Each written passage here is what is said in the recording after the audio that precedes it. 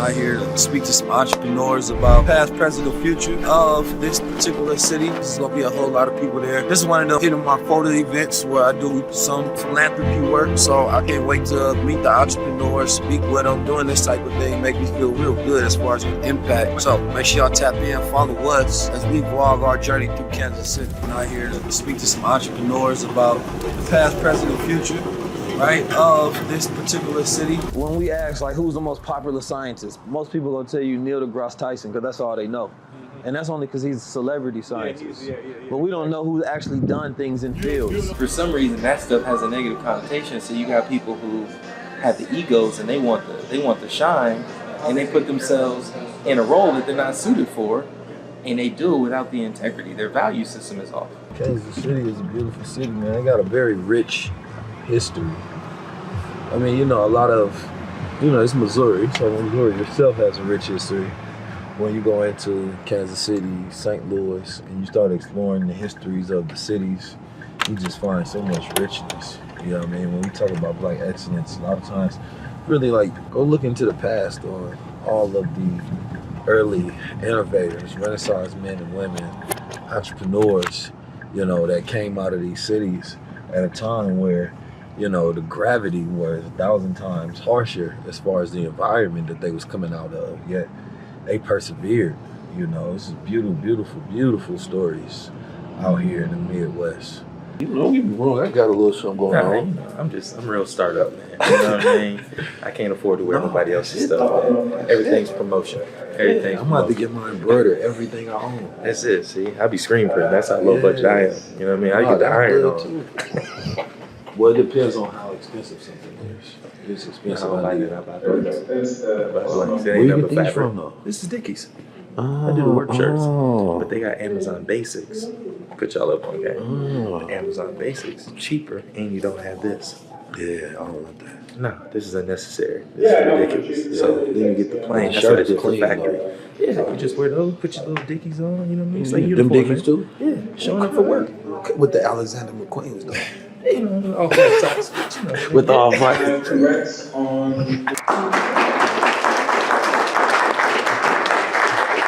If you show the city an idea of this possible future, it's impossible for their mind to be expanded back to just what they see outside.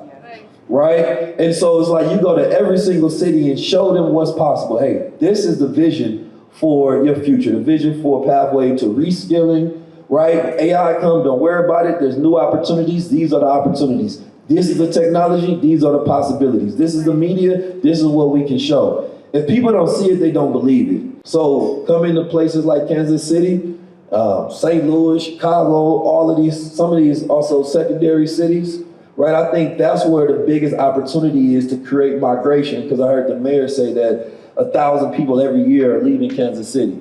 And one of the things he's trying to stop is that, to bring more people here. But there's people that's popping in Kansas City, find them, put budget behind them, right? And let them do it. I think the problem is we think that we're more qualified than the people who are already doing the job. Put the funding behind the people that's already working, because imagine what they could do if they had a damn budget. The divide where there's not this generational passing of the torch, right? Nobody's preparing the next generation to be like, you're going to be the one that carries this thing on next. You're still competing with the elders that don't want to give up position. Right? And so when they die, they have nobody in preparation to be like, this person is next up. Right? So yeah, then you don't see their legacy as yours. Right? You see like, damn, I'm even competing with y'all, because y'all trying to maintain this level of relevancy and power that you don't want to pass it along.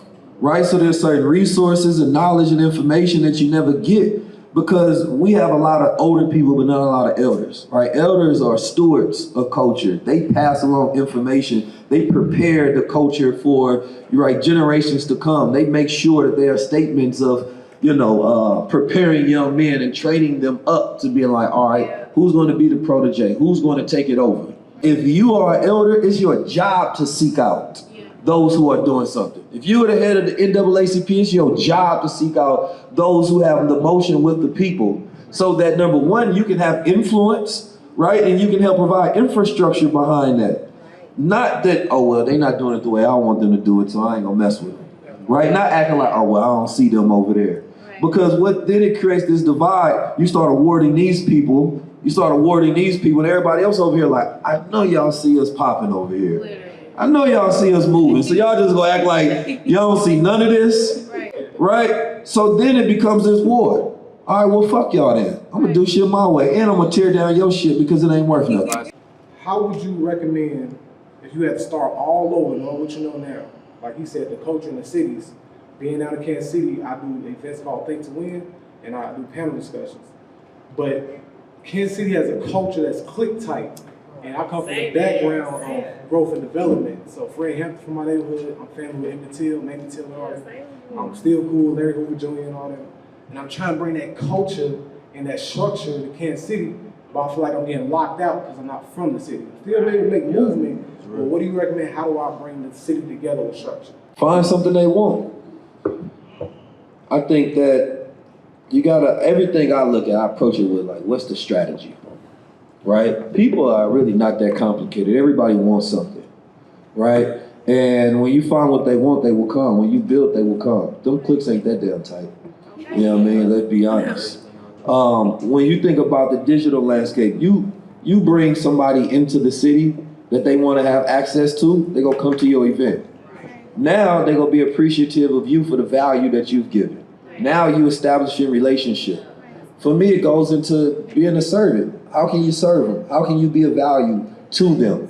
Because if you are an outsider coming into a place, right? Nobody wants to feel like you're just there to take. Why should we let you in this fold? Right? I think it's first respecting the culture that they have built, understanding the trauma around that, why it's click tight, right? And then understanding, okay, how can I penetrate that by adding value and allowing you all to see that there's value in outsiders, right? So I look at that and it's like going into any job. Study the history of that job, study the culture of it, go to any place. You study and you live amongst the people, you get to know them, you get to know their ways, their customs. You don't come in there and then radically try to change because they go oppose that, right? You say, how can I provide value, allowing them to expand the way they think about things? Like, hey, man, at first I probably would have liked y'all. I ain't like you at first, but actually you cool. You done brought a lot of value. Now you have an exchange of culture, right? Now you having an exchange of value. LA, RIP. Come on, man. You know what I'm talking about? Come on, man. You know what I'm saying? You feel me? RIP great, man. I wanted to let the world know, first of all, I don't know why people think I don't work with white people. I have a lot of white people that watch high-level conversations. So I got a confession. I'm part white myself. My palms.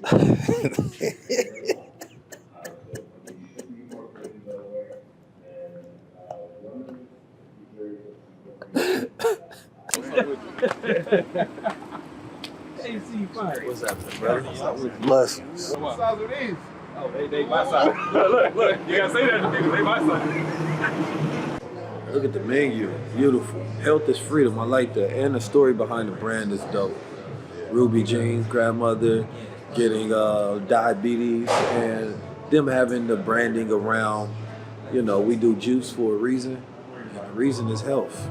There's a story in the family about it and naming it after her is a reminder of why to stay healthy. I got so many people in my family with health issues right now. That needs to be a constant reminder, and the advocacy around health, right, and better health needs to be more at the front of what we're fighting for right now. We do this for real. I wouldn't put my grandma face on all of this. I want people to see what we can be when we're vibrant, when we feel better. And I don't speak it from like this place of perfection or from a pedestal, but it's like, man, if 1,000 of us feel just a little bit better in the morning, like just get up with just a little bit more energy, with a little bit more vibrancy, oh my God. Most people don't address the root. You know what I mean? Most people are trying to cover up a symptom. I was talking to my younger brother about that because he was in the hospital and they had diagnosed him like, I'm like, first of all, medicine don't matter. Then he was like, you want to address the anxiety which caused it, but that's not it. You got to go all the way back to the root that causes that. And until you do that, it's going to be this back and forth cycle of you dealing with problems and issues. And then that just becomes another expense that you can't even afford. So we call it being pissed because it's poverty-induced stress trauma, right? the poverty in the first place is your issue. You can't even afford the stress and trauma that comes with it because you can't afford the hospital bill that comes with it, which is just adding on and tacking on and tacking on and tacking on. But trying to speak to somebody about a root of a problem when the symptom is so painful, right, it's tough. I gotta spend some money. I gotta let some of this money circulate. Feel good, right? Hell yeah. It feels better if I can go get some money from white people than bring it to black people. That's what I gotta crack. Shout out to my white people, close family. Right here, we got 5 ginger shots, so everybody gonna take shots, especially while we traveling. We're gonna keep your immune system good. So we're gonna take these shots right here before we get on the plane. Me, I personally can't have too much apple, and apple is usually a mix. So I went and got orange, grapefruit, ginger, lemon. So I'm gonna take that, then I'm gonna give me a breakfast sandwich, and probably give me one of these vegan no-bake cookies. Call it a day. But we just came from Kansas City, and we identified some things that we want to change in the culture. So I believe it was a successful trip. I'm on my way back. I'm gonna see y'all on the other side. Y'all continue to come vlog with us. The beauty about this is just showing y'all the process, because we always present a video and you see the results. But for me, I don't think most people can handle the process, but they gonna always want the results. Honestly, I think Kansas City, it's Missouri, so this is my home state. So I think coming back here, it felt like home, and honestly, the amount of recognition on the street was humbling. And so when I get recognized that much in a place, it makes me feel a sense of responsibility. I think we've done 3 free events this year, and it feels great. I mean, it feels amazing. And don't hit me up for no free events, but that's just people that's in the ecosystem and things that I wanted to do. But every year, progress looks different. One year it can be doing a tour, right? Going 15 cities, things of that nature. Thousands of people come out. The next, it could be speaking to students at different colleges, impacting the lives of the future ascendants that's going to take control and leadership of the planet Earth. And so for me, as 19 Keys, as a leader amongst leaders, I'm just thinking about good stewardship of influence, platform, and as my brother Keenan Beasley says, we're economies. So your influence will stimulate economy, whether it's yours or someone else's. Are we low level or high level?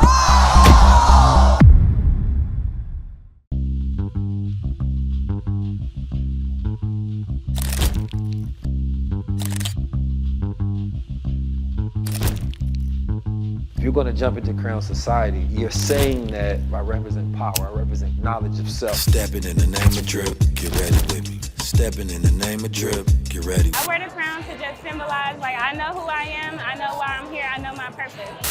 It's abundance, it's royalty, it's prosperity, it's energy. Put in. Yeah. I gotta walk with my head held high because you gotta see this and you gotta see this. I believe that if anybody wants to be able to protect their mind and be able to think freely, you gotta get Crown Society today, man. Neo after the blue pill, the color palette's all black. James Bond mixed with Malcolm X in my Che Guevara era.